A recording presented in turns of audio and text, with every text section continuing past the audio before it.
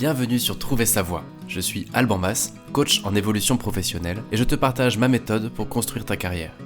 Ce podcast reprend en replay les lives qui ont lieu tous les jeudis sur LinkedIn, YouTube et Twitch, avec des tutos, des conseils et surtout plein d'invités inspirants. Je te souhaite une très bonne écoute.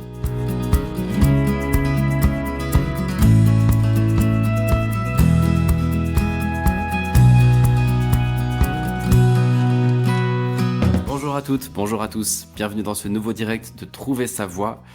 Il n'y a pas eu d'événement LinkedIn pour préparer ce direct, donc voilà, c'était peut-être une surprise d'avoir cet épisode-là aujourd'hui. En tout cas, je voulais parler aujourd'hui d'un sujet qui me tient à cœur, qui est comment est-ce qu'on peut tenir, comment est-ce qu'on peut, entre guillemets, survivre dans un boulot qui ne nous convient pas. Comment est-ce qu'on fait pour supporter durablement un job qu'on n'arrive plus à supporter et quand on ne peut pas partir. Alors, avant l'intro, ce sujet-là, il me touche parce que déjà, il y a énormément de personnes qui vivent ça. C'est quelque chose que j'ai déjà vécu aussi. C'est un sujet qui est assez lourd. Beaucoup de personnes avec qui j'échange qui rencontrent cette problématique-là de dire voilà, mon quotidien, je le supporte réellement plus, mais je ne peux pas me permettre de partir. Donc déjà, en termes de fréquence, c'est un sujet qui est quand même assez souvent, qu'on rencontre assez souvent. Deuxième raison pour laquelle je voulais faire cet épisode-là, c'était qu'il y a beaucoup de contenu sur la forme de cette problématique. Quand on n'est plus bien dans son job, comment est-ce qu'on peut faire pour tenir? Il y a beaucoup de choses qui sont dites sur des petits conseils pour améliorer le quotidien, des morning routines, des nouvelles façons de se comporter au travail, de nouveaux comportements, etc. Et moi, ça me parle pas trop. C'est pas pour remettre en question ce qui a déjà été dit par de nombreuses personnes, mais je trouve qu'on n'a pas un problème de forme quand on est dans ce sujet-là, mais qu'on a un problème de fond. Et donc, on a beau changer des petites choses, pour moi, c'est un petit peu de la cosmétique. C'est pas parce qu'on va aller dire bonjour à 3 personnes chaque jour au boulot ou qu'on va commencer à je sais pas, changer son bureau de place ou mettre une petite plante verte ou je ne sais quoi, que vraiment on va résoudre ce problème de fond qui est qu'en ce moment, je suis pas bien dans mon boulot et je sens que je n'y suis pas bien durablement. Donc, c'était aussi pour aller un petit peu plus loin que beaucoup de choses qu'on peut voir et lire sur ce sujet-là, que je voulais faire un épisode là-dessus. Qu'est-ce qui se passe? Qu'est-ce qui se joue, en fait, quand on est dans un boulot qui ne nous convient pas, dans lequel on a le sentiment qu'on ne va pas pouvoir durer et en même temps, il y a pas trop le choix? Quelle est la philosophie derrière tout ça? Quel est le fond? Qu'est-ce qu'on peut dire de tout ça? Voilà pour les raisons, qui m'ont donné envie de faire cet épisode aujourd'hui. Encore une fois, bienvenue à toutes, bienvenue à tous, bienvenue à toi si tu es en direct. Bienvenue à toi si tu es en replay sur Deezer, Spotify, Apple Podcast évidemment et toutes les autres plateformes. Plutôt que d'essayer de participer en direct, je proposerais bien maintenant plutôt de m'envoyer des messages via LinkedIn si tu écoutes cet épisode et que tu as des questions ou si tu veux échanger sur un sujet. Je remarque que le direct n'est pas forcément le bon format pour échanger. Moi, je le fais parce que ça m'oblige à être là toutes les semaines, mais c'est pas forcément le bon format pour échanger. Et donc, si tu as envie de participer à ce podcast d'une manière ou d'une autre, tu peux me contacter directement sur LinkedIn et j'essaierai de répondre à tes questions ou de prendre en compte tes idées, si tu as des idées d'épisodes. Voilà, ce sera peut-être plus efficace que de mettre des commentaires en direct. En tout cas, encore une fois, bienvenue. On est de plus en plus nombreux sur Trouver sa voie et ça, c'est vraiment quelque chose qui me réjouit. Donc, merci à tous d'être là. On se rapproche un peu vite à mon goût des 2000 personnes qui suivent régulièrement ce média. Et donc à 2000 personnes, comme promis, je tenterai de faire du coaching en direct, en plus des épisodes habituels. Et donc voilà, avec Ségolène, on commence à réfléchir un peu à quelle forme ça pourrait prendre. Ça peut être éventuellement un board d'experts, c'est-à-dire qu'il y a un sujet assez complexe qu'on pourrait imaginer en amont, et puis on réunit un board d'experts pour essayer de venir craquer ce truc-là. Une autre idée qu'on a, c'est pourquoi pas de faire des réunions de co-développement, une sorte de petit apéro de co-développement pour ceux qui connaissent, au micro et en direct, pour venir craquer une problématique d'une personne, mais grâce à l'intelligence collective et le tout en direct. Une autre idée qui émerge, ça pourrait être peut-être de suivre quelqu'un pendant 3 mois, de façon à la fois publique et confidentielle, c'est-à-dire de cacher l'identité de cette personne, mais de faire un coaching sur 3 mois pour passer de « je suis paumé et ça va pas » à j'ai trouvé un truc qui me va bien et un boulot. Voilà, il y a plein d'idées qui sont en train de germer. On a encore un petit peu le temps. Mais merci encore une fois de votre fidélité et d'être de plus en plus nombreux à suivre ce média. J'ai déjà beaucoup trop parlé, rentrons dans le vif du sujet, comment survivre dans un job que je ne supporte plus. Alors mon premier point, c'est d'essayer de rétablir, à mon sens, une problématique de fond du problème. Quand on supporte plus son job, souvent on se demande, comment partir, comment quitter son boulot et on se dit: «Bah, je ne peux pas donc je reste» et on est là un peu coincé dans cette boucle de: «Bah, j'ai envie de partir mais je peux pas. Ah, je pourrais essayer de partir, faire ci mais je peux pas» et cetera et donc on est focus sur le fait de vouloir quitter cette situation qu'on ne supporte plus. Donc mon premier point, ce serait d'essayer de séparer les choses, de comprendre si vraiment l'enjeu c'est de quitter ou l'enjeu c'est pas plutôt de construire autre chose. À chaque fois qu'on se pose cette question, on raisonne en mode quitter. Et sauf que, ça arrive, hein. Parfois le problème, c'est réellement qu'il faut quitter ce job et basta. C'est le sujet s'arrête là. Ça arrive rarement. C'est-à-dire que dans ces cas de figure, le problème, c'est le fait même de travailler ou en tout cas, c'est le fait de faire ce job-là et on est en train de se tuer à petit feu dans cette mission-là, dans cette boîte-là, dans cette équipe-là, dans ce poste-là et ça, c'est dangereux pour nous, pour notre, intégrité physique ou mentale et cetera et parfois, donc encore une fois, c'est assez rare, mais l'enjeu, c'est vraiment de quitter, point. Ça peut être le cas quand on commence à faire un burn-out, quand on commence une dépression, quand on est, dans un moment de gros, gros bad et qu'on sent que ça va pas s'améliorer. Je sais qu'il y a pas mal de femmes qui écoutent ce podcast et notamment de mamans et donc ben, ça peut arriver aussi quand on n'arrive plus, tout simplement. C'est-à-dire que entre la vie de maman, la vie de femme, la vie de professionnelle et ça peut être vrai aussi pour les hommes évidemment, bah, en fait, ça fait juste trop. On est à 2 doigts de l'implosion. Bah, évidemment, plutôt que de finir à l'hôpital et d'avoir, 2 ans pour s'en remettre, parfois il vaut mieux juste dire: «Attends, là, j'ai besoin d'un break. J'ai juste besoin d'arrêter» et c'est tout, quoi. J'ai besoin juste que ma conjointe ou mon conjoint me back un petit peu et de pouvoir relever le pied. Heu, j'ai besoin d'être au chômage quelques mois. J'ai juste besoin d'arrêter. Ça arrive. Encore une fois, ce sont des cas, à mon sens, assez rares. C'est: «J'ai besoin d'un break» et c'est une question de survie. C'est-à-dire qu'on a atteint un point tellement critique que l'inconfort d'être au chômage devient moindre par rapport au risque de rester et ça, on va pas en parler aujourd'hui. Je voulais juste le mentionner parce que ça arrive. Il arrive qu'on ait juste besoin de lâcher. Mais c'est pas le sujet d'aujourd'hui. Pourquoi? Bah, déjà parce il y a de nombreuses personnes qui ont besoin de lâcher, mais qui peuvent pas, pour des raisons matérielles et financières. Donc comment on fait? C'est facile de dire: «Bah oui, il y a qu'à lâcher pour se reposer un peu», mais tout le monde ne le peut pas. Ensuite, parce que c'est une situation, encore une fois, assez extrême quand on est allé au bout du bout du bout et que c'est assez rare, heureusement, qu'on arrive au bout du bout du bout. Souvent, on s'y prend un peu en amont. Si tu écoutes cet épisode et que le sujet te parle, il est probable que tu n'en sois pas encore là. Et puis enfin, c'est tout simplement pas l'objet de cet épisode. On pourra en faire un autre sur ce sujet-là. Si ça vous intéresse, n'hésite pas à me commenter ça sur LinkedIn en direct en m'envoyant un message. Mais mon sujet aujourd'hui, c'est comment est-ce qu'on tient dans un boulot et non pas comment est-ce qu'on quitte un boulot toxique. Donc voilà, pour toutes ces raisons, cette situation assez rare mais critique qui consiste à dire: «J'ai besoin juste de lâcher», eh bien, on va pas s'en occuper aujourd'hui, même si parfois ça arrive. Donc, revenons-en à nos moutons. Le vrai sujet, c'est comprendre le fond du problème. Qu'est-ce qui va me permettre, quelle de prise de conscience j'ai besoin d'avoir, qui va me permettre de durer? Et non pas, à mon sens, quels sont tous les petits tips, que je peux changer au quotidien qui vont me permettre de durer. Je crois que ça résoudra pas les problèmes, encore une fois. Tous les petits tricks, les petits tips, les petits tutos pour améliorer son quotidien et essayer de réenchanter un boulot qui n'est plus enchanté et tout. Moi, j'y crois pas trop. Heu, donc voilà, comme ça au moins c'est dit. Donc, qu'est-ce qu'il faut comprendre? Qu'est-ce que je t'invite à comprendre? Encore une fois, ça n'engage que moi. Peut-être que cette approche-là ne va pas te parler. Évidemment, ça n'est qu'une version, donc tout ça, c'est ouvert à discussion et à débat. Moi, ce que je crois, c'est qu'on se trompe de problème. On pense qu'on a un problème avec notre boulot et je crois que c'est pas ça le truc. Notre problème, c'est pas qu'on supporte plus notre boulot. Notre problème, c'est qu'on n'a pas d'alternative. Donc là, j'enfonce peut-être une porte ouverte, mais je vais essayer de prouver que j'enfonce pas une porte ouverte et que non, il y a un truc à discuter autour de ça. Donc, je reprends le truc, hein, c'est je crois que j'ai un problème de boulot et que je ne le supporte plus, je dois trouver une solution par rapport à ça. Non, j'ai pas un problème de boulot, j'ai un problème d'alternative. C'est pas parce que ton plan A est pourri que ton plan B existe. C'est-à-dire, Il existe forcément, mais c'est pas parce que ton plan A est pourri que ton plan B est prêt.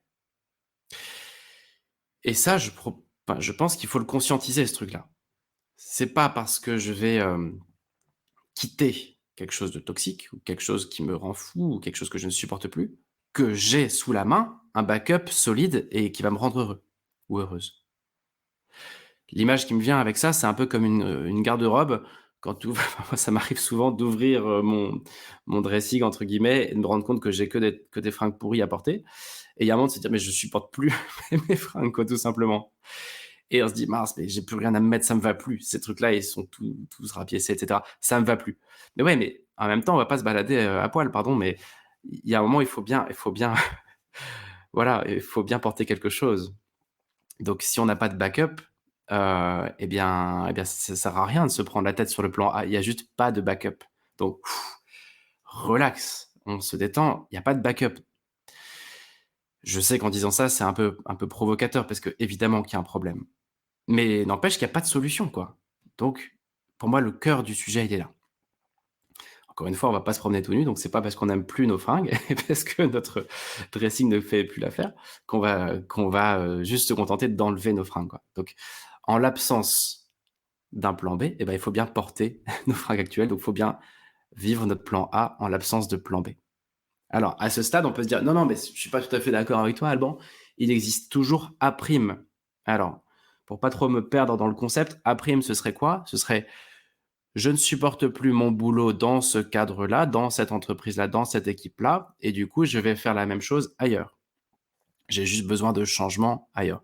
Pourquoi pas, se dire que je vais juste partir chez le concurrent d'en face, enfin, dans l'entreprise d'en face ou changer d'équipe et cetera. Pourquoi pas?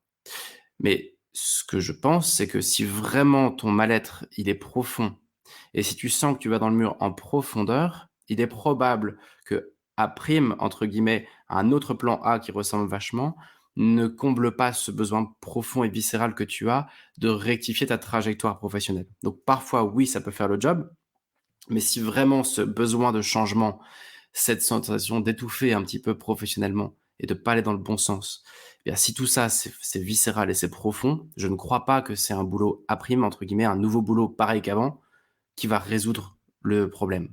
Je pense que tu auras probablement les 6 mois de découverte ou la première année qui sera cool, comme tout nouveau poste et puis après ça risque de redégringoler parce qu'en fait, tu as pas réglé le projet de fond qui est d'avoir une alternative à ce mal-être et donc oui, il peut y avoir une opportunité qui passe, tu te jettes dessus, mais est-ce que tu as vraiment traité le sujet au fond? Donc je me méfie un petit peu des boulots à prime. Pour moi, c'est vraiment l'absence de plan B qui crée cette angoisse du quotidien du plan A, encore une fois. En disant ça, j'ai envie de me répondre, de faire l'avocat du diable et de dire: «Non, non, mais merci, ça c'est une évidence, tu enfonces une porte ouverte, tout ça on le sait» et en même temps, j'en suis pas si sûr qu'on le sait. Je suis pas si sûr que tout le monde, le sache et le fasse. C'est-à-dire que moi, quasiment tous mes clients viennent me voir en me disant: «Alors oui, je vais faire un accompagnement, un bilan de compétences, un outplacement». Hem et en plus, ça tombe bien, alors je suis dans une situation critique souvent et c'est pour ça que je viens te voir, ça va plus. Alors, ce qui est cool quand même en intro, c'est que, j'ai déjà fait la moitié du chemin parce que je sais déjà ce dont je ne veux plus et là, moi, je bloque un peu. On a toujours tendance et c'est là que je pense qu'il y a une sorte d'incompréhension sur le truc, on a toujours tendance à valoriser le fait d'avoir identifié ce dont on ne veut plus. Voilà ce que je ne supporte plus dans mon boulot. Voilà pourquoi ce secteur et ce secteur, je ne pourrais pas y aller ou je ne voudrais pas y aller. Voilà toutes les choses que je suis sûr de ne plus vouloir. Et donc on a toujours un peu cette satisfaction de se dire: «Oh bah, je sais pas où je vais, mais je sais où je vais pas». Mais d'accord, mais tu pas fait la moitié du chemin quand tu t'es dit ça. Tu as juste pas commencé le chemin. Personne ne construit quoi que ce soit par élimination.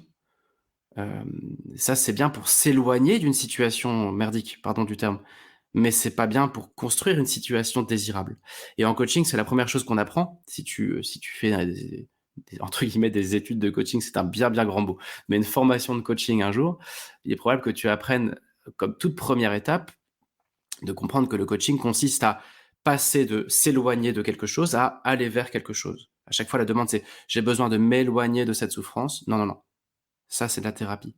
En coaching, on va aller vers un futur souhaitable et sans futur souhaitable, il y a pas de coaching possible.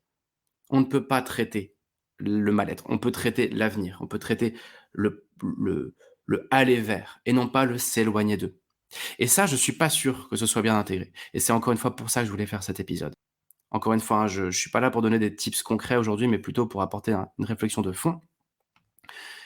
Si tu écoutes cet épisode et que tu te sens profondément mal au quotidien dans ton boulot, je suis assez convaincu que ta problématique, c'est pas ton quotidien qui te rend dingue, c'est l'absence de plan B, l'absence de ticket de sortie, quoi, l'absence d'alternative, le fait qu'il y a pas de plan B, pas encore.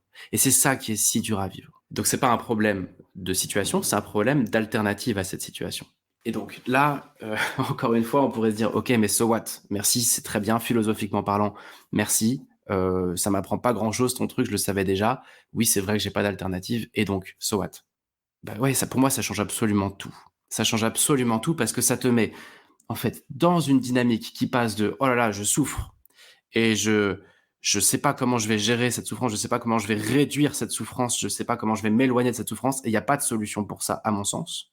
En tout cas, les solutions, je pense, seront plutôt de l'ordre de la cosmétique. Ce sera des petits trucs qui vont pas littéralement changer cette souffrance, je crois, sauf gros coup de bol. Donc ce que ça vient changer, c'est que tout ça, c'est une invitation à rentrer dans une démarche proactive, dans une démarche de construction et non pas d'éloignement d'une souffrance, mais de construction d'un bonheur professionnel. Et ça change tout encore une fois pour moi et je vais essayer d'expliquer là. Alors, je vais arrêter d'essayer de mettre des musiques en direct parce que chaque fois ça marche pas et même quand ça marche, le son est pourri. Donc seuls les auditeurs en replay, auront accès aux petites musiques, mais pour moi ici, j'ai envie de faire un break avec une musique qui moi me donne la pêche quand j'ai touché le fond en général, que je me mets dans les oreilles à fond quand je touche le fond et je vais envoyer ça tout de suite pour la version replay. Et pourquoi je fais ça? C'est parce qu'ici, je veux que tu comprennes que, allez, on laisse tomber le «ça va pas». Je sais que ça va pas, je sais que c'est dur, mais c'est comme ça et il y a pas de plan B. Donc on va se focus sur: «OK, je touche le fond, mais comment je construis ce plan B? Comment je prépare la suite? Comment je sors? Comment je en touchant le fond de la piscine là, parce que je suis vraiment descendu bien bas, comment est-ce que je mets cette impulsion?» Et je vais aller plus dans le détail bien sûr, hein, mais OK, maintenant mon enjeu, c'est pas de me sauver de cette situation, c'est pas d'aller moins mal. Mon enjeu, c'est de trouver la suite, de trouver ce backup, de construire ce plan B et ça, du coup, c'est une énergie énorme et nouvelle potentiellement qui peut m'emmener ailleurs. Voilà et là en replay, j'envoie le son. Mais en direct, je continue. When you're alone, life can be a little rough. It makes you feel like you're 3 foot tall.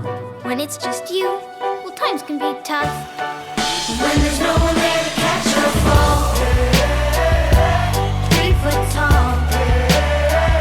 Like you're 3 foot tall. 3 foot tall. When there's no one there to I catch came your from the fall. crossroad, off-road, dodging all of the potholes in my auto, mobile, holler a note, watch ho, we lost hope like Bob Hope. So what are we supposed to follow? I'm a leader, not an apostle, but I believe in the freedom that God holds. I'm on the top rope, ready to jump, so watch close. Been criticized and boxed though, since I was a snot-nosed kid. We ain't living for tomorrow, we live for the Lord. Oh, everybody trying to fit in the crowd like, where's Waldo? I freeze time like photographs, living for the moment. I'm taking mental pictures, reminiscing while I'm growing. When I see the light of day, right away, I write away. Cause things I write and say, give me direction like Michael Bay. I need some in my life because my plans, they never work out. Like when I make plans to work out, cause everything don't always turn out how you want them to. Honest truth, nah, ain't nothing wrong with Luke. I'll walk this path alone, but I need somebody here to talk me through. But who? When you're alone, life can be a little rough. It makes you feel like you're 3 foot tall. When it's just you, well, times can be tough. When there's no one there to catch your fall. Yeah. When you're alone, life can be a little rough. It makes you feel like you're 3 foot tall. When it's just you, well, times can be tough. When there's no one there to catch your fall. 3 foot tall. Like you're 3 foot tall. 3 foot tall. When Yeah, there's no one hey yo, there to I know catch we your here, fall. our unity, community, with everyone out there music. Donc qu'est-ce que ça change concrètement, ce changement de mindset? Passer de «je veux, m'éloigner de ce boulot que je ne supporte plus» à «je veux trouver une porte de sortie que je vais adorer». Ce que ça change déjà, c'est tes priorités. Première étape. Alors pourquoi est-ce que ça va changer tes priorités? C'est parce que ta priorité numéro 1 n'est plus de survivre dans ton job, comme je l'ai mis en titre. Alors j'ai mis ce titre pour appâter un peu le chaland, mais en fait, au fond, l'enjeu n'est pas là. Il ne s'agit plus de survivre dans ton boulot. Ça sert à rien de bosser là-dessus, à mon sens. Ta priorité numéro 1 devient de gagner ton ticket de sortie. Et toute ton énergie pourrait être mise à gagner ton ticket de sortie plutôt qu'à supporter l'insupportable. Donc ça va changer tes priorités. Tous tes efforts maintenant peuvent être dirigés vers ce ticket de sortie et non pas vers supporter le quotidien. Il est insupportable, ouais. Mais justement, construis ton alternative. Mets ton énergie non pas à supporter ça, tu le supportes pas, c'est déjà foutu. Et je pense pas que, encore une fois, c'est peut-être un peu violent ce que je vais dire là, mais je pense pas que ça ira mieux du jour au lendemain comme ça. Donc prépare ton ticket de sortie, construis ta sortie. Construis ce truc qui va te permettre, allez, d'aller chercher autre chose. C'est ta priorité numéro 1. Donc viens changer tes prios. Qu'est-ce que ça change d'autre, ce mindset? Eh bien, ça peut changer ton regard sur la durée de l'épreuve que tu traverses. Alors, je vais essayer de pas aller trop vite parce que je suis même pas sûr de il est probable que je m'embrouille moi-même sur ce chapitre-là. Mais c'est extrêmement difficile à vivre, cette situation-là, d'être malheureux ou malheureuse au boulot et donc de ne plus être à l'aise avec qui on est et ce qu'on fait et de ne pas être en mesure de dire où on va. Socialement, c'est hyper dur à vivre. Psychologiquement, c'est très destructeur. Émotionnellement, ça fout le chaos. Il est très probable que ça s'accompagne d'une part de dépression. Et c'est normal parce que c'est vraiment une situation merdique. Mais ce changement de mindset qui dit: «Je suis pas là pour supporter mon boulot, mon plan A, je suis là pour construire mon plan B», eh ben, ça va changer la durée de cette souffrance, la durée de cette épreuve. Tu peux te dire: «OK, ça durera, pardon, le temps que ça durera, mais il y aura, à un moment ou à un autre, une lumière au bout du tunnel, je m'y engage». Comme quelqu'un, je sais pas, qui ne supporterait plus d'être fumeur, qui dit: «J'en peux plus de fumer. Tous les matins, je me réveille, je pue, j'ai la gorge en feu, j'en ai marre de fumer, je supporte plus ça». Je sais pas combien de temps ça va durer, cette épreuve, mais je sais qu'à un moment, je fumerai plus. Bah, c'est pareil là, tu peux te dire: «OK, je vais me donner 6 mois pour trouver ce ticket de sortie». Je me responsabilise là-dessus et ça donne une sorte de deadline à laquelle on sait déjà qu'a priori on aura des résultats. Alors là, on peut se dire: «Oui, mais attends, les choses peuvent prendre du temps, et cetera». Oui, c'est vrai, mais souvent les choses, elles prennent le temps qu'on leur donne. C'est-à-dire que quand on a besoin de faire quelque chose, on peut très bien le faire en 6 mois comme en 6 heures. Ça va dépendre de l'enjeu. Si je te demande combien de temps ça te prend pour, trouver 10 000 €, il est probable que tu me dises: «Bah, ouais, ça va me prendre au moins 5 ans, quoi», ou enfin, le temps de mettre de côté chaque euro, pour trouver 10 000 €, ça va te prendre 5, 10, 15, 20 ans. Mais au fond, si je te disais: «Bah, voilà, en gros, tu pardon, c'est pas très positif, mais tu as chopé une maladie rare qui fait que si tu as pas trouvé 10 000 € dans 3 mois, tu survivras pas dans 3 mois», eh bien, ça va tout changer. Bizarrement, c'est sûr, c'est 100 sûr, dans 3 mois, tu les auras trouvés. Donc tout est une question d'enjeu. Et donc si tu te dis, pardon: «OK, mon enjeu n'est pas de supporter A, non mon boulot actuel, hein, A, c'est mon boulot actuel. Mon enjeu, c'est de construire cette alternative, ce plan B qui est positif et qui me rendra heureux. Je me donne combien de temps? Allez, je me donne 6 mois».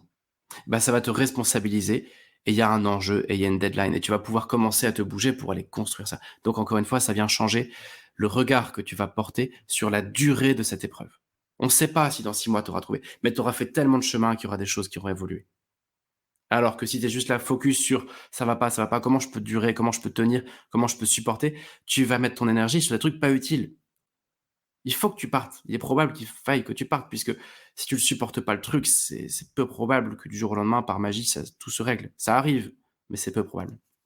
Donc voilà, ça vient changer donc encore une fois tes priorités. Ça vient changer ton regard sur la durée de cette épreuve. Ça vient changer aussi, à mon sens, le regard que tu peux porter sur ton boulot. Ce changement de mindset-là. Alors pourquoi? Bah, parce qu'en fait, en l'absence de backup, en l'absence de plan B, bah, ce serait un petit peu, ce serait beaucoup de sabotage, en plus d'empirer le plan A. En général, quand on n'aime pas son boulot, quand on n'aime pas notre boulot, quand on ne le supporte plus, on hait notre boulot. On le dégomme par tous les moyens. Sauf qu'il y a pas de plan B. Donc prends soin du plan A, c'est tout ce que tu as pour l'instant. Donc essayons peut-être d'avoir un regard un peu moins malveillant sur ce plan A, parce que c'est tout ce qu'on a. Et voire même, essayons peut-être même d'avoir un regard bienveillant sur ce plan A, parce que c'est tout ce qu'on a. Encore une fois, ta garde-robe, elle a beau être, enfin en tout cas la mienne, être pourrie, et bah, c'est la seule que j'ai pour l'instant. Et donc, ce regard bienveillant, bah, c'est quoi? C'est par exemple se dire: «Ce boulot, je le supporte plus, mais il me permet de payer mon prêt. Il m'a permis d'acheter une résidence principale, qui d'ailleurs prend peut-être de la valeur, beaucoup plus que la valeur de mon travail, grâce à mon boulot. Il me permet de payer la vie de ma famille, de payer ce passage un peu à vide de ma femme ou de mon mari ou d'un ami, enfin de je sais pas quoi. Ça me permet aussi d'aider des gens. Donc voilà, mon boulot me permet de vivre, déjà. Ensuite, socialement, ce boulot me donne une identité. Cette identité, je ne la supporte plus, mais elle me donne quand même une identité. Enfin, l'identité professionnelle est structurante dans notre vie sociale. Quand on n'a pas de boulot, c'est pire que tout. C'est encore pire que d'avoir un truc dont on n'est pas très fier. Quand à l'apéro, on dit: «Ah, je fais rien», c'est un peu comme dire: «Je ne suis rien» et c'est pas du tout vrai, mais c'est ce qu'on ressent. En France, dans tous les pays occidentaux aujourd'hui, on finit par ce qu'on fait et non pas par qui on est. Donc quand tu fais rien, bah, tu plus personne et c'est hyper dur à vivre. On l'a tous déjà vécu ça. Donc là, je suis en train de comparer la peste au choléra, hein, mais au fond, c'est un moindre mal de dire: «Je fais ça et ça me va pas», que de dire: «Je ne fais rien». À mon sens en tout cas, hein. Encore une fois, depuis tout à l'heure, je ne partage que des considérations personnelles et des croyances personnelles et ce que j'observe aussi dans mes accompagnements. Donc et soyons bienveillants sur ce boulot qui nous donne quand même une identité sociale. Et enfin, le plus important, soyons bienveillants sur ce boulot, ce plan A, hein, toujours, qui nous permet de rester dans la vie, qui nous permet de rester en action. Quand on commence à lâcher, que ce soit lâcher de la performance, lâcher de la responsabilité, lâcher du rythme, et ben, on va se lever plus tard, on va s'isoler, on va moins être dans la vie. Et moi, je pense que, notamment dans ces phases-là un peu pourries de vie où on est entre 2 eaux et où ça va pas, eh bien, c'est hyper important de rester en action, de rester dans la vie. Parce que de l'action naît la rencontre, de la rencontre naît l'opportunité, et cetera. Alors que l'inverse, c'est un cercle vicieux qui peut nous emmener vers de la solitude et broyer du noir tout seul. Ton boulot, il a beau ne plus te convenir, il te maintient dans une certaine dynamique sociale, dans une certaine dynamique vivante. Je remets pas en question le fait que c'est dur et que c'est insupportable, hein, mais je t'invite simplement ici à dire, en l'absence de plan B, je prends soin de ce plan A. Et il y a une autre pensée qui me vient à l'instant, qui est aussi que quand on réussit tout, on réussit tout. Si tu réussis ton boulot qui te plaît pas, alors que tu ne le supportes pas et qu'il fait appel à des compétences que tu n'as pas, ou alors que c'est vraiment pas toi, et cetera, combien plus tu réussiras la suite? Donc pourquoi venir saboter un truc? C'est un peu comme ces sportifs de haut niveau qui sont hyper bons sur le terrain, hyper doués dans dans leur art et dans leur sport et et puis d'un seul coup, ils vont créer une boîte et bizarrement, ça va cartonner. Puis après, ils vont faire de la musique et ça va cartonner. Pourquoi? Qu'en fait, ils ont un mindset qui leur dit: «Bah, je vais essayer d'être doué là où je suis, d'être bon, d'être bonne là où je suis» et je t'invite à essayer d'avoir ce même mindset. Ton plan B n'est pas prêt? Bah, prends soin du plan A, continue à performer, ne saborde pas tout. Tu vas flinguer à la fois ton plan A et ton plan B qui n'existe pas encore. Modulo, encore une fois, des situations vraiment toxiques où tout ce qu'il faut, c'est arrêter et se barrer. Mais là, on parle pas de ça. C'était le point sur changer le regard que tu portes sur ton boulot. Ce que ça peut venir changer aussi, c'est le regard que tu portes sur ton employeur. Alors ça, c'est un exemple que je prends souvent en séance avec des clients. Imaginons un scénario dans lequel, tu croises, un milliardaire, une milliardaire qui te regarde et qui te dit: «Waouh, mais alors toi, toi, tu en as vraiment sous la pédale, hein. Tu es quelqu'un de tu as vraiment du potentiel. Qu'est-ce que tu fous dans ce boulot-là? Je crois en toi, je crois qu'en effet, tu as rien à faire ici.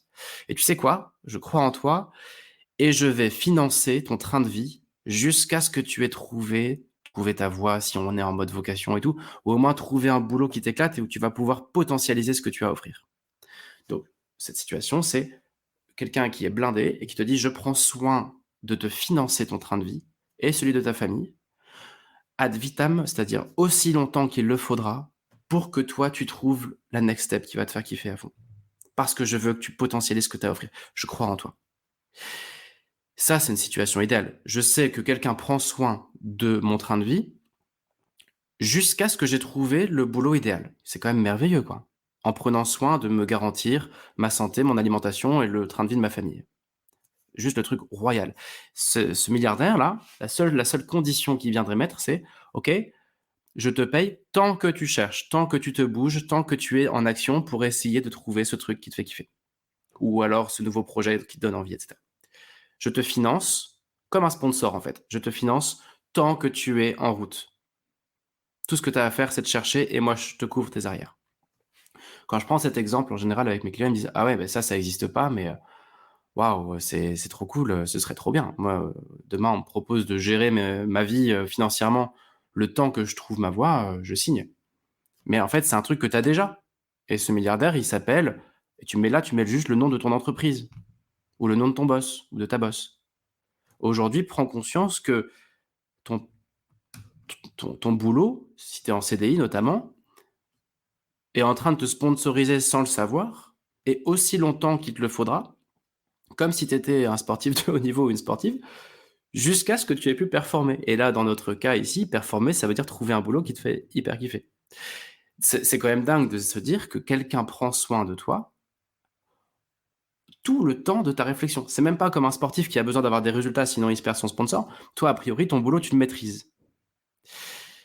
Et donc, et surtout, d'ailleurs, parfois, c'est parce qu'on le maîtrise qu'on s'ennuie et qu'on le supporte plus. Donc, ça veut dire que tu as un sponsor qui, sans le savoir, te finance 1 an, 2 ans, 3 ans, 4 ans, 5 ans de réflexion vers ton plan B qui n'existe pas encore. Tu sponsorisé, quoi. Et ça, c'est merveilleux. Et donc, je t'invite aussi à changer ton regard et à adoucir un peu le regard que tu portes sur ton N+1 qui te saoule, ton N+2 ou ta N+2, sur l'entreprise dont la culture, tu la supportes plus, sur ce secteur d'activité que tu supportes plus, sur ce cœur de métier que tu supportes plus. OK, tu les supportes plus.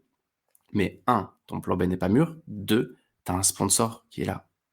Et ils ne savent pas qu'ils te sponsorisent. Mais n'empêche qu'ils te sponsorisent.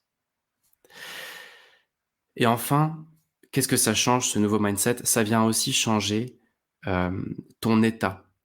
Comment dire? Tu n'es pas arrêté. Si tu te dis: «Je veux survivre, je veux tenir», tu es arrêté. Tu te dis: «OK, les choses sont arrêtées, ça n'évoluera plus. C'est comment est-ce que moi je me contorsionne pour survivre, pour aller moins mal». Si on se dit: «Non, l'enjeu c'est de définir ton plan B», on rentre dans un nouvel état qui est: «Je ne suis plus jamais bloqué». On n'est jamais bloqué, on est simplement arrêté. Donc, allez, je peux toujours reprendre le chemin d'une manière ou d'une autre. Je peux toujours avancer par petits pas. Je ne suis plus bloqué dans un truc que j'essaie de fuir, je suis juste arrêté vers quelque chose que j'essaie de construire et ça fait un petit moment que j'ai pas travaillé dessus d'ailleurs. D'ailleurs, au fond, je pense qu'il y a pas beaucoup d'entre nous qui ont dû passer plus d'1 heure dans notre vie à travailler notre orientation et à travailler une carrière qui nous rend heureux. Je pense que si on prend l'espèce humaine, des gens qui ont dû passer plus d'1 heure à designer une carrière qui les rend heureux, je pense que c'est un être humain sur 1 milliard, quoi. Enfin bref, peut-être pas quand même, mais pas loin. Et donc ça vient changer ton état et aussi alors attends, je vois un petit commentaire. «Alban, ce que tu dis n'est pas faux, mais avoir le boulot à côté est assez prenant, on n'a pas forcément l'énergie». Ouais, ouais, ouais. On n'a pas l'énergie pour la réflexion et pour, dédier du temps à trouver le plan B. Carrément, merci de ce commentaire, je vais y revenir. Tu as complètement raison et je te remercie pour ce commentaire qui vient me pondérer un peu ce que je dis là. Là, je suis dans la théorie, on va aller dans la pratique après. Et avec plaisir pour rééchanger dans 10 minutes sur ce que tu viens de dire. Parce que c'est vrai, parfois on est à plat et justement on n'a plus d'énergie et on peut juste subir. Mais il y a moyen et on va y revenir. Il y a toujours moyen d'une manière ou d'une autre, on va y revenir. Et juste dernier point là-dessus, c'était de dire que ça change notre état et ça change notre énergie. C'est-à-dire que quand on broie du noir, on a une énergie bien pourrie, là, bien sombre et on ressasse le truc. On est là à galérer et à se dire: «Ah là, c'est de pire en pire et je vais dans le mur» et cetera. Et cette énergie, moi, elle me fait penser à une roue de hamster.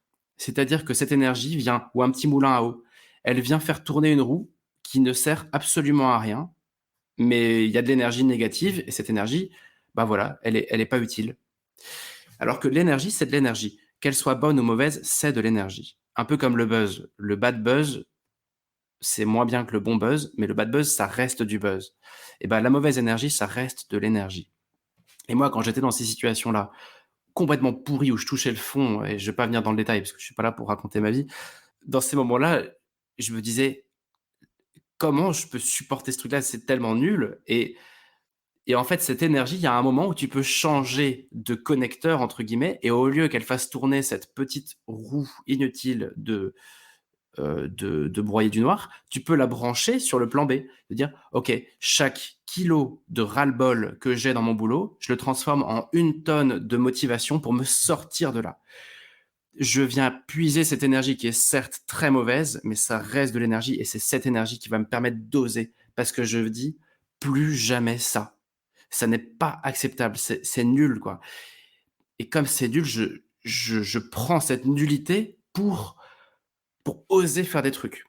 Peut-être que s'il y avait pas ce ras-le-bol, ce niveau de ras-le-bol qui ne fait que grandir, j'aurais pas osé aller à tel événement, aller parler à telle personne, postuler à tel job. Mais là, j'ai tellement cette énergie qui me rend dingue que je peux l'exploiter pour oser faire des trucs. Ça crée de l'enjeu, ça crée une dynamique, et cette mauvaise énergie, elle peut se transformer en bonne action. Voilà, dernier point de ce que ça change de changer de mindset sur notre sujet ici. Et donc, on va reprendre ce que tu disais, Titi, sur le oui, comment on fait quand on est à plat, et comment on fait quand on n'a pas le temps ou l'énergie de travailler ce plan B. Ici, j'ai envie d'avoir un mot un peu particulier, pour les mamans qui nous écoutent, parce que je le vois vraiment en séance à quel point c'est super lourd à gérer, quoi, cette triple vie de femme, maman et professionnelle, et que ça, parfois, il y a juste plus d'énergie du tout, du tout, du tout, et encore une fois, c'est vrai aussi pour les hommes. Ben, ça ne sont que des idées, hein, c'est pas pour autant que ça marche pour tout le monde, ni même que ça marche tout court. Je partage ce que j'ai vécu, ce que j'ai observé. Je crois que déjà la première étape, c'est de se fixer une deadline. Par rapport à ce que tu disais sur le fait qu'on n'a pas beaucoup d'énergie, bah ouais, bah si tu pas beaucoup d'énergie, peut-être que cette deadline, c'est 3 ans. Si au contraire, tu as beaucoup d'énergie, cette deadline, ça peut être 3 mois. En fonction du niveau d'enjeu et du niveau d'énergie qu'on va trouver, on va déjà pouvoir commencer par fixer une deadline plus ou moins longue. Et il y a un principe de réalité de dire: «OK, je suis à plat, d'abord je fais une thérapie, d'abord je me reconstruis, d'abord j'allège un peu ma charge et cetera en interne, et je me donne 3 ans». Mais déjà, même si tu te dis 3 ans, tu sais que qu'il y a une sorte de lumière au bout du tunnel, parce que dans 3 ans, tu te seras sorti de là. Tu pas beaucoup d'énergie, ça va prendre 3 ans. Ouais, OK. Mais n'empêche que moi, j'étais un peu sur cette temporalité-là, hein, dans les fois où ça m'est arrivé. C'était pas dans 3 semaines, ça ira mieux, hein, c'était plutôt dans 3 ans. Donc voilà, et donc ça veut dire quoi? Ça veut dire que tu auras peut-être que 10 minutes par jour à consacrer à la construction de ce plan B. Mais n'empêche que si tu fixes une deadline un peu lointaine, tu pourras te débrouiller avec ça. Tu auras toujours moyen de faire des tout petits pas. Ça prendra beaucoup de temps, mais ça finira par marcher, c'est sûr. Là-dessus, j'ai envie de m'engager un peu, de me mouiller un peu. Ça marche toujours. J'ai pas de contre-exemple, j'en ai jamais vu. C'est juste que ce qu'on ignore, c'est le temps que ça prendra. Donc première étape, je dirais moi de fixer une deadline réaliste, et j'insiste sur le mot réaliste. Notamment, si on se dit: «Bah, non, moi, ce qu'il faut, c'est que je trouve un nouveau boulot, transposer mon boulot dans un nouveau secteur», par exemple, bah, même si tu as les skills et cetera, la moyenne de temps de recherche d'un boulot en France, c'est 4 mois. Donc déjà, soyons réalistes, même si tu sais ce que tu cherches et même si tu as les diplômes pour et les expériences pour, la moyenne est de 4 mois. Donc rien que sur la phase de recherche de taf, soyons réalistes.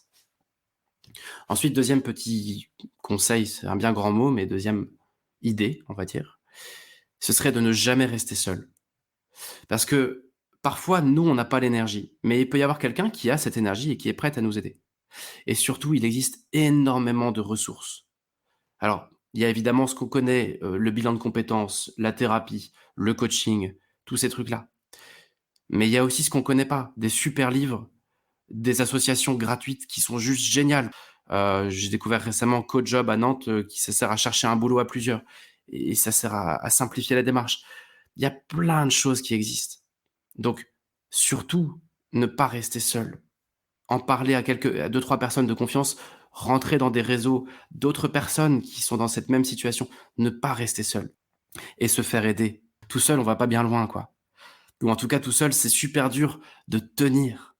Parce qu'il y en a des hauts et des bas dans ces phases-là. Il y a surtout beaucoup de bas. Donc ne restons pas seuls. C'est trop dur, quoi. Et puis après, ben, pour moi, le truc qui fonctionne, à mon sens, c'est de libérer chaque jour un tout petit moment à dédier à la construction de ce plan B. C'est pour répondre à ce que tu disais dans ton commentaire sur le fait qu'on n'a pas beaucoup d'énergie. Moi, ce que je faisais, j'avais parfois très peu d'énergie, mais je me disais: «OK, dans ma journée, j'ai 2 trucs qui sont pas négociables. Un truc pour le boulot, parce que sinon je vais me faire virer, donc il faudra que j'ai fini ça d'ici ce soir, et un truc pour me sortir de ce boulot, parce que sinon je vais devenir fou». Et donc en gros, il y avait tous les soirs, je faisais le check de dire: «OK, est-ce que j'ai fini ce truc-là de boulot? Est-ce que j'ai fini ce truc-là de ticket de sortie pour sortir de ce boulot?»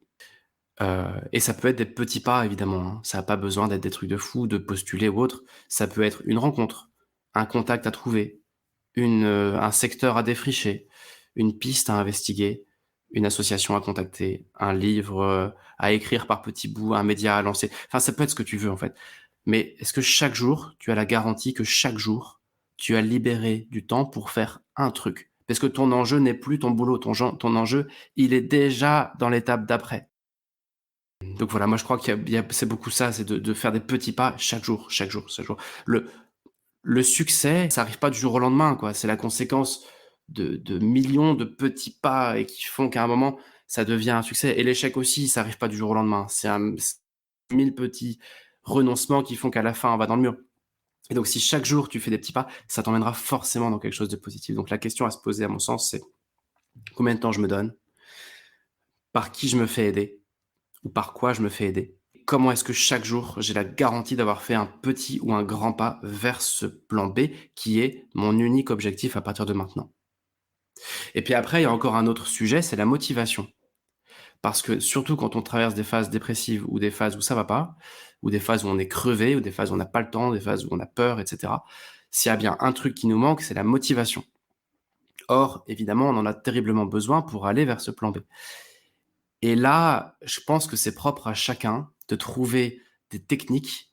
Et là, on est purement sur de la forme et c'est là que, pourquoi pas, les petites morning routines, les trucs pour, réorganiser son bureau ou les machins, tous ces petits trucs de forme là, qu'on entend partout sur internet, là, ça peut-être marcher.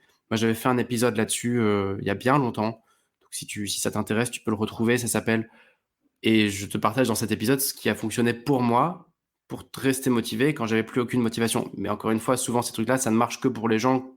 Quand tu lis un bouquin de développement personnel, ça n'a marché que pour la personne qui a écrit ce bouquin. Donc il est probable que ce que tu entendras dans ce podcast ne fonctionne pas forcément pour toi, mais je t'invite à trouver tes façons d'avancer, même quand tu n'es pas motivé. Parce que forcément, tu auras des pics de motivation où tu vas avancer vite, et il y aura beaucoup de creux où tu vas ramper.